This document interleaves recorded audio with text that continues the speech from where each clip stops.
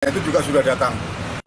Logistik yang akan tiba untuk tahap selanjutnya yakni kotak suara dan surat suara dan diperkirakan seluruh logistik akan lengkap di akhir bulan November 2023 mendatang.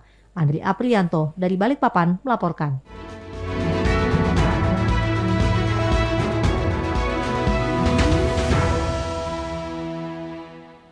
Kita beralih ke sorotan lainnya. Saudara Dinas Pemberdayaan Masyarakat dan Kampung DPMK Kabupaten Berau menerima 3 laporan dugaan pelanggaran pemilihan kepala kampung di wilayahnya.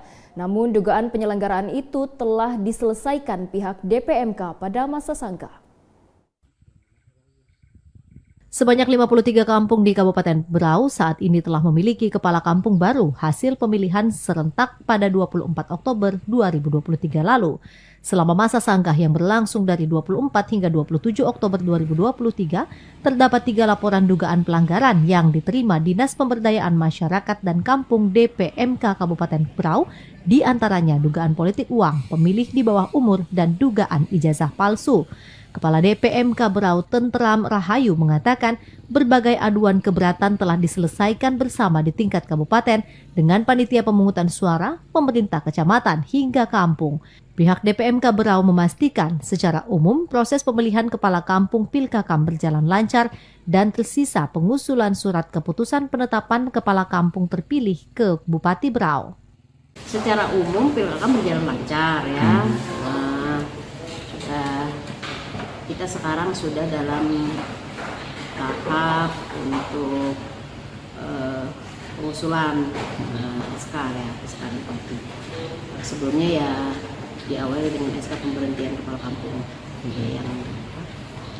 yang berakhir. Terkait beberapa keberatan dari beberapa pihak itu kita sudah bahas semua di tingkat kabupaten. Dihadiri dari kecamatan, dari kampung, dari panitia kampung, sudah kita bahas. Untuk tahapan pelantikan kepala kampung terpilih akan diselenggarakan pada 14 Desember 2023 mendatang. Lalu Ridwan Syah dari Berau melaporkan. Pemerintah Kabupaten Berau melalui Disperindakop Berau memastikan akan menggelar pasar murah terkait naiknya beberapa komoditi bahan pokok. Menyusul kenaikan bahan pokok akibat masih masuknya musim kemarau di beberapa wilayah di Indonesia. Kenaikan harga kebutuhan bahan pokok di Kabupaten Berau terus terjadi karena di beberapa wilayah di Indonesia masih mengalami musim kemarau. Selain itu, faktor konflik Timur Tengah juga menjadi penyebab. Disperindakop Berau mencatat kenaikan harga pokok diantaranya beras, gula, tepung terigu, minyak goreng, dan telur. Selain itu, kebutuhan sayur-sayuran seperti lombok, tomat, dan lain-lain mengalami kenaikan.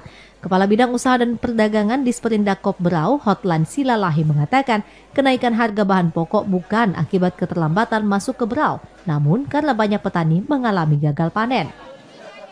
Kalau beras itu memang dari produsen, itu sudah menaikkan harga dari 600 sampai 1.000 rupiah. Jadi bukan faktor transportasi, sehingga distributor secara otomatis sudah membeli harga di harga produsen. Nah ini di tingkat produsen aja sudah naik 600 sampai 1.000 rupiah. Dari data Dinas Koperasi sendiri Pak, ada berapa bahan pokok yang mengalami kenaikan Pak? Dia hanya yang ada 3 sebenarnya, beras, tepung terigu sama daging. Nah kalau daging pada prinsipnya setelah kami lakukan survei ke lapangan, kenapa daging itu dari melonjak sampai 10.000 ya kenaikannya itu ternyata karena memang sekarang lagi dari peternak itu belum mengalami namanya panen. Sementara itu dalam beberapa waktu dekat ini, Disperindakop dan Perumbulok akan bekerja sama menggelar pasar murah setelah melakukan pendataan harga-harga komoditas bahan pokok terlebih dahulu ke lapangan. Lalu Ridwan Syah dari Berau melaporkan. Pemerintah Kabupaten Pasir menganggarkan total 500 miliar rupiah untuk implementasi Smart City di wilayahnya. Anggaran ini diharapkan dapat membawa perubahan sehingga dapat menyesuaikan dengan keberadaan IKN sebagai kota peradaban di masa depan. Pemerintah Kabupaten Pasir menganggarkan total 500 miliar rupiah untuk implementasi Smart City di wilayah setempat sebagai bentuk kesiapan menyambut Ibu Kota Nusantara.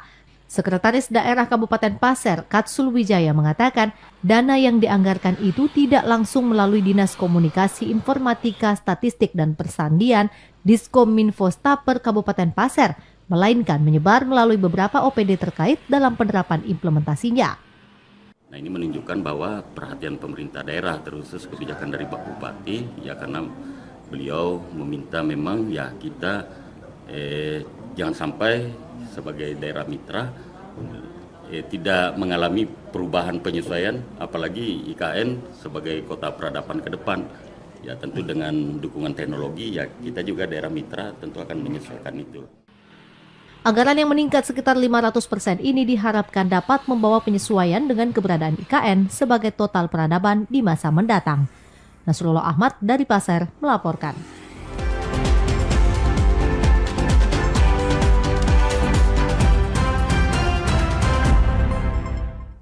Saudara, informasi mengenai MAN 2 Kukar terus tingkatkan prestasi akan kami hadirkan dalam segmen advertorial berikut ini.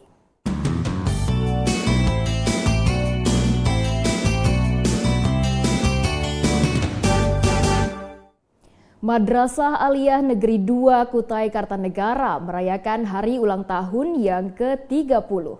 Wakil Bupati Kutai Kartanegara, Randy Solihin, berharap para siswa terus meningkatkan prestasi dan menjadi generasi hebat.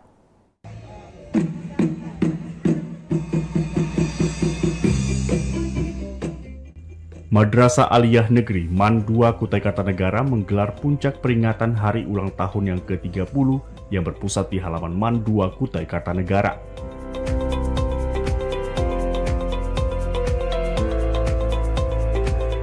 Sejumlah pihak terkait hadir dalam puncak peringatan ini, diantaranya Wakil Bupati Kutai Kartanegara, Randy Solihin, Kepala Kantor Wilayah Kementerian Agama Provinsi Kalimantan Timur, Abdul Halik, dan Kepala Kantor Kementerian Agama Kutai Kartanegara, Nasrun.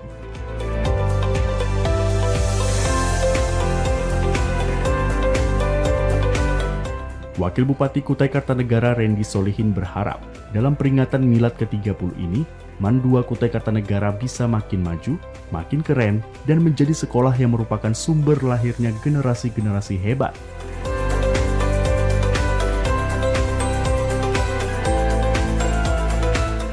Untuk menyongsong Ibu Kota Nusantara dan Kutai Kartanegara yang makin hebat. Randy Solihin juga berpesan kepada para tenaga pendidik di MAN 2 Kutai Kartanegara untuk melakukan pembelajaran dengan metode-metode yang kreatif dan inovatif agar para siswa bisa menjadi generasi muda yang pintar dan cerdas. Apalagi sekarang sesuai temanya Madrasah Mandiri berprestasi berbasis lokal tapi berwawasan global. Ini juga menjadi suatu motivasi buat siswa-siswinya pastinya perlu terus berkembang karena MAN 2 juga salah satu sekolah yang jumlah siswa-siswinya terbanyak di Kutai Kartanegara.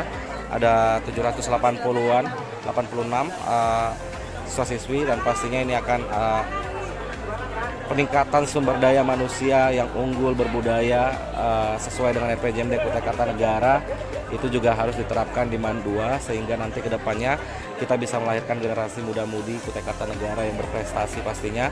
Yang kedua bisa membawa Kutai Kartanegara lebih maju lagi.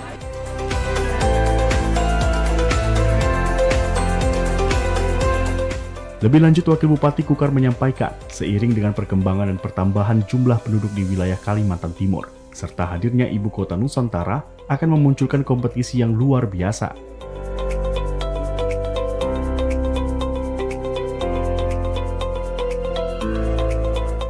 Untuk itu, para generasi muda di Kukar, khususnya lulusan MAN 2 Kukar harus bersiap untuk menghadapi dan terlibat dalam kompetisi.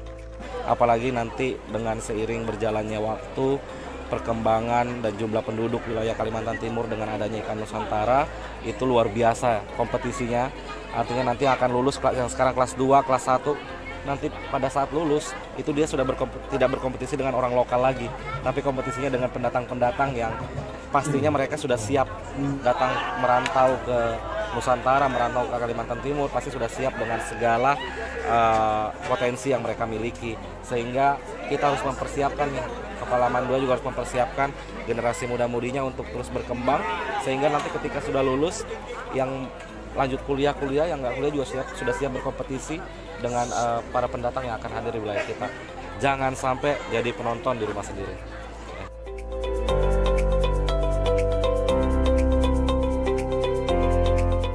Sementara itu, puncak kemeriahan HUT ke-30 MAN 2 Kutai Kartanegara juga ditandai dengan pemotongan tumpeng oleh Wakil Bupati Kukar Rendy Solihin dan Kepala Kantor Kementerian Agama Kaltim Abdul Halik.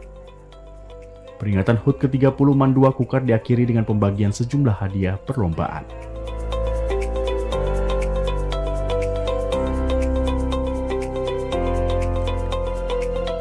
Rahmat Hidayat dari Kutai Kartanegara melaporkan.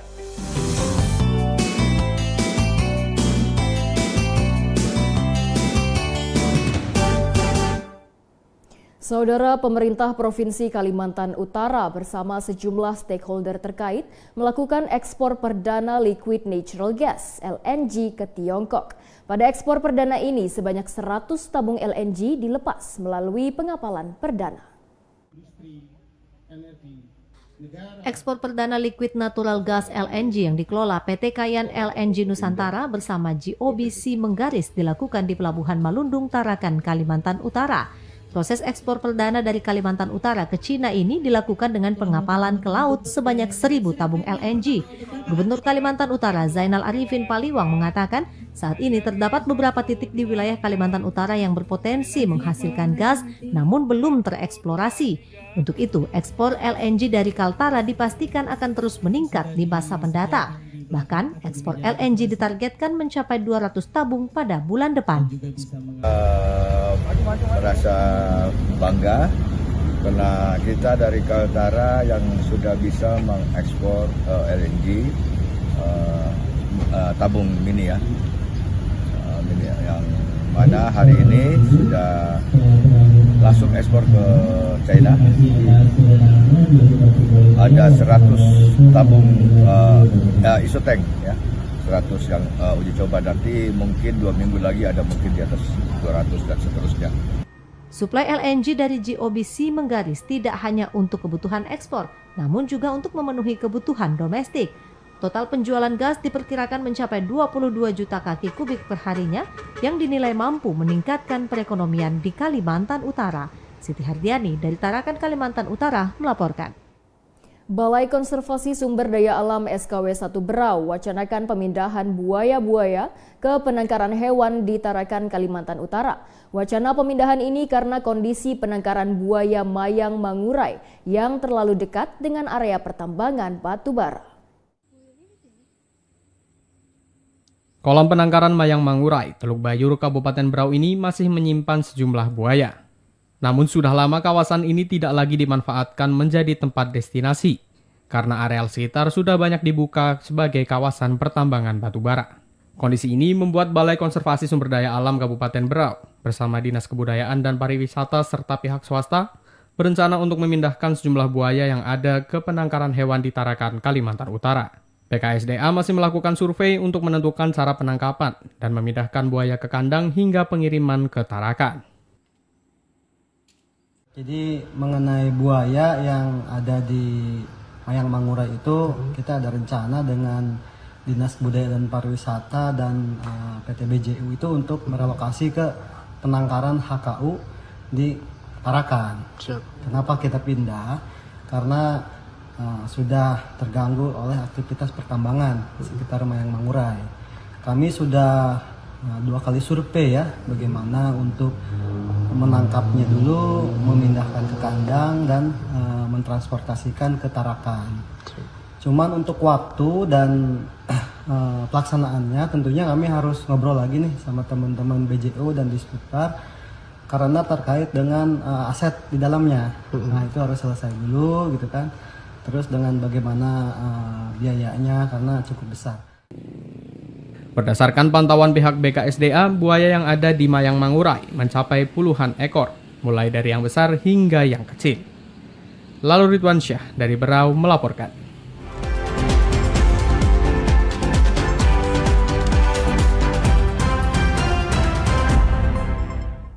Saudara, informasi lainnya masih akan kami hadirkan untuk Anda. Tetaplah bersama kami di Kalimantan Timur hari ini.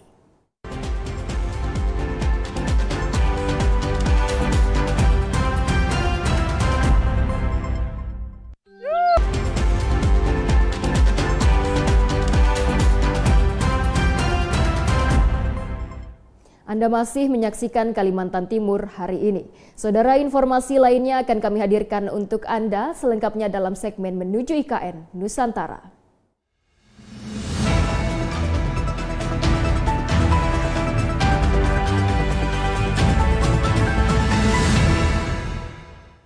Badan Otorita Ibu Kota Nusantara menggelar kegiatan Rembuk Budaya. Kegiatan ini digelar sebagai langkah untuk menyatukan unsur keberagaman budaya yang ada di Kalimantan Timur, terutama dengan hadirnya Ibu Kota Nusantara. Otorita Ibu Kota Nusantara menggelar kegiatan Rembuk Budaya dengan tema kolaborasi memajukan dan melestarikan kebudayaan. Deputi Sosial Budaya dan Pemberdayaan Masyarakat Otorita IKN, Ali Budin mengatakan, Rembuk Budaya ini sebagai langkah efektif guna menyatukan unsur keberagaman budaya yang ada di Kalimantan Timur. Pasalnya, kehadiran IKN akan membawa banyak pendatang yang memboyong masuk budaya baru ke Kalimantan Timur. Dari kegiatan ini diharapkan ada perekatan budaya di Kalimantan Timur agar pakem-pakem budaya tetap terpelihara. Sebenarnya kita perkatan budaya ya Kalimantan Timur, karena kita ini akan kedatangan banyak orang banyak budaya yang akan masuk. Kalau kita tidak merekatkan kembali budaya kita, nanti akan dengan mudah kita terpengaruh dengan budaya. Bukan berarti tidak boleh, tetapi pakem-pakem budaya kita tetap dipertahankan. Yang kedua, tentu kita ingin membawa IKN, salah satu ruhnya itu adalah kebudayaan. Nah, kebudayaan siapa? Kebudayaan Nusantara, salah satunya itu dari kita. Sebagai tuan rumah Ibu Kota Nusantara ini kita harus solid sehingga kita menjadi glue ya, menjadi perekat bagi budaya-budaya yang lain. Nah, tentu IKN ini bukan milik Kalimantan Timur saja, milik Indonesia yang tumbuh dari berbagai macam budaya. Jadi ini bagian daripada penyatuan sebenarnya. Penyatuan dalam artinya tidak mesti harus menjadi satu, tapi masing-masing tumbuh syukur-syukur kemudian nanti ada semacam kesepakatan bahwa ini budaya kita yang utuh itu seperti ini. Sementara itu, Sultan Pasir Haji Muhammad Jarnawi berharap ada miniatur Istana Kesultanan Kutai Berau serta tempat bersejarah lainnya yang dibuat dan menjadi simbol identitas unik dari daerah itu dalam konteks IKN. Selain itu, nama asli wilayah di IKN diharapkan tidak diganti atau diubah karena hal ini merupakan bagian yang tidak terpisahkan dari warisan budaya yang harus dijaga dan dipertahankan. Ada beberapa hal yang dari Kesultanan Pasir ya. Beberapa kami pertemuan dengan Bapak Presiden Republik Indonesia, Bapak Insinyur Joko Widodo terkait pembangunan Istana Kesultanan Pasir sebagai duplikat peradaban untuk anak cucu kami nanti, dan kami berharap juga dibuat miniatur para kesultanan, Kesultanan Kutai, Kesultanan Berau, Sembiung. Dan ini menunjukkan supaya ada sebagai identitas jati diri tempatnya ibu kota itu nanti. Dan kita berharap juga di sekeliling itu ada supaya ada semacam miniatur untuk daerah-daerah saudara-saudara kita yang bergaul seperti Dayak, Banjar, Bugis, Jawa, dan berdampingan. Dan ini nanti menjadi miniatur ibu kota itu sebagai tempatnya budaya. Kegiatan Rembuk Budaya ini menjadi salah satu upaya untuk memastikan peradaban dan warisan lokal tetap utuh dalam menyambut IKN, sekaligus memelihara kearifan leluhur dan peninggalan budaya berharga. Andre Aprianto dari Balikpapan melaporkan.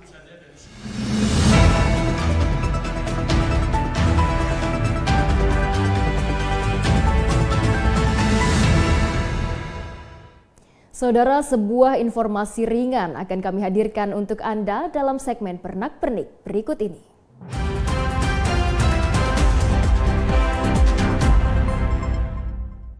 Keberadaan Ibu Kota Negara IKN Nusantara menawarkan potensi besar yang dapat dimanfaatkan masyarakat lokal untuk meningkatkan perekonomian. Seperti yang dilakukan warga Desa Sukaraja, Kecamatan Sepaku, Kabupaten Penajam Pasir Utara yang merintis usaha kuliner masakan khas Nusantara. Untuk warga masyarakat Sepaku,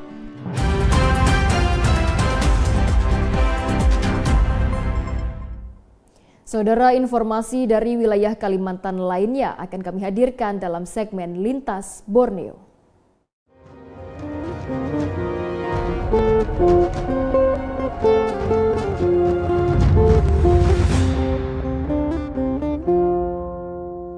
Kita menuju ke Kalimantan Barat. Saudara, harga gula pasir di pasar tradisional Sebukit Rama, Kecamatan Mempawah Hilir, Kabupaten Mempawah telah mengalami kenaikan. Dalam seminggu, harga gula pasir di pasar ini telah naik sebanyak 3 kali. Sejumlah pedagang di pasar tradisional Sebukit Rama, Kecamatan Mempawah Hilir, Kabupaten Mempawah, membenarkan bahwa harga gula pasir saat ini mengalami kenaikan. Kenaikan harga gula pasir di pasar tersebut telah berlangsung kurang lebih selama sepekan.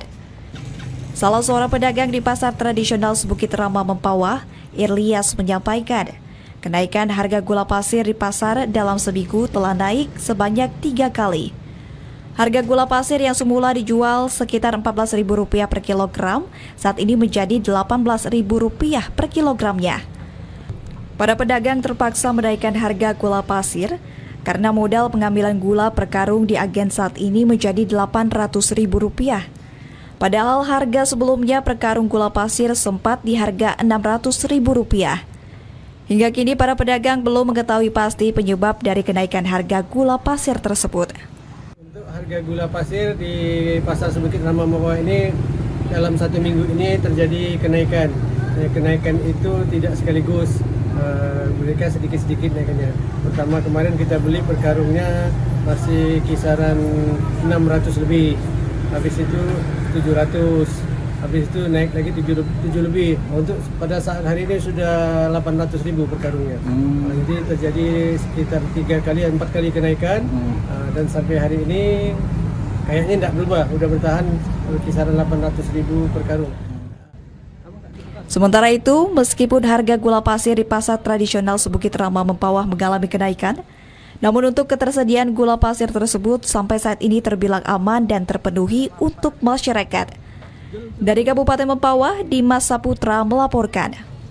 Masih dari Kalimantan Barat, Saudara, Bawaslu Singkawang melarang calon anggota legislatif melakukan kampanye pasca ditetapkan DCT oleh KPU. Masa kampanye caleg akan dimulai pada 28 November mendatang.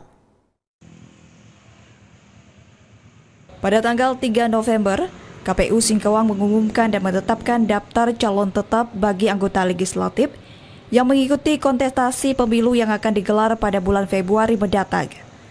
Ketua Badan Pengawas Pemilu Kota Singkawang, Hendro Susanto, mengatakan, meski sudah ditetapkannya daftar calon tetap bagi calon, namun pihaknya melarang caleg untuk melakukan kampanye, baik di tempat terbuka maupun di media sosial, karena saat ini belum memasuki tahapan kampanye. Hendro Susanto menambahkan, sesuai jadwal masa kampanye pemilu akan dimulai pada tanggal 28 November mendatang. Untuk itu pihaknya akan melayangkan surat ke partai politik untuk memberikan imbauan larangan kampanye sebelum waktu yang ditentukan. Hal ini sebagai bentuk kepatuhan yang harus dijalankan oleh setiap parpol ataupun calon.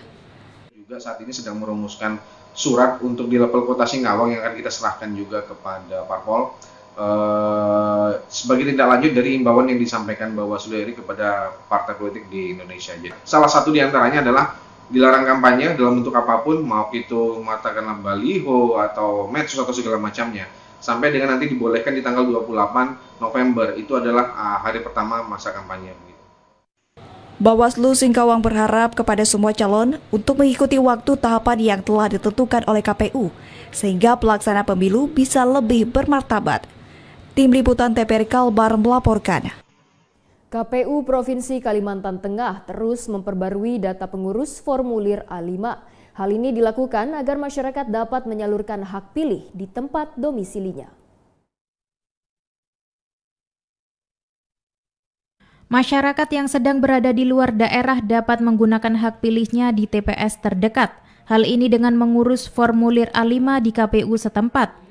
Oleh karenanya, KPU Provinsi Kalimantan Tengah terus memperbarui data pengurus formulir A5 di Kalimantan Tengah. Ketua KPU Provinsi Kalimantan Tengah, Satriadi, mengatakan banyak masyarakat yang telah mengurus formulir A5 agar bisa mendapatkan hak pilih. Menurutnya, KPU terus memperbarui data pengurus formulir A5 di Kalimantan Tengah. Formulir pindah memilih memilih itu udah berjalan kok. Tiap bulan kita update data-datanya, kemudian kita plenokan di kabupaten kota, direkap masing-masing kabupaten kota, dan sudah ada masuk semuanya di kabupaten, sudah ada beberapa. Tapi dicek di database-nya itu dia pindahnya kemana, TPS asalnya itu di mana, kemudian alasan dia pindah itu apa, disertai dengan dokumen-dokumen pendukung. Misalnya karena tugas belajar, kemudian tugas pekerjaan dan lain sebagainya, itu nanti ditunjukkan. Adapun pengurusan formulir A5 dapat diurus sampai 30 hari sebelum pencoblosan. Masyarakat cukup mendatangi KPU dengan membawa KTP dan berkas keterangan pindah memilih. Dari Kota Palangkaraya, Ardiah dan Martimbo Tambunan, TVRI Kalimantan Tengah, melaporkan.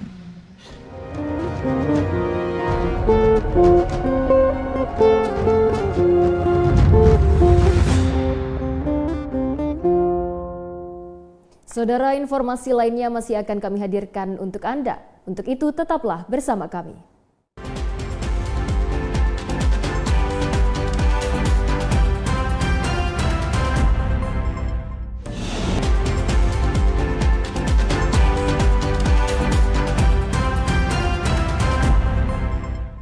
Terima kasih Anda masih bersama kami.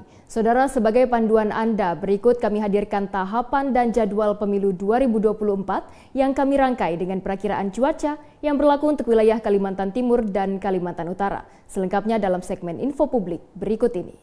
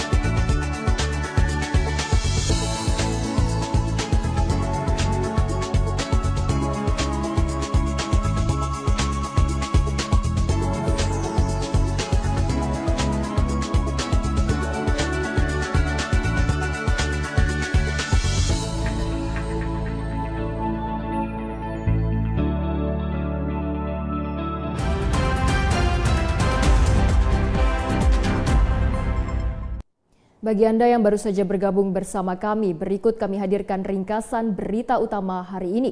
Di antaranya berita mengenai satu pelaku penyelundupan sabu dalam pengejaran petugas di Tarakan.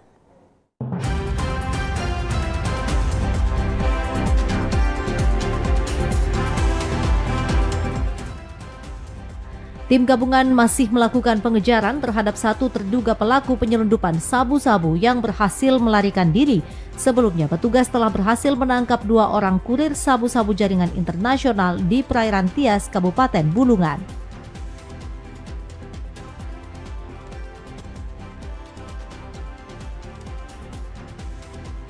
Dinas Kesehatan Provinsi Kalimantan Timur menyoroti tingginya angka kasus malaria di Kabupaten Penajam Pasir Utara yang kini mencapai 1.006 kasus. Sejumlah strategi pun disiapkan untuk menekan kasus malaria di wilayah setempat.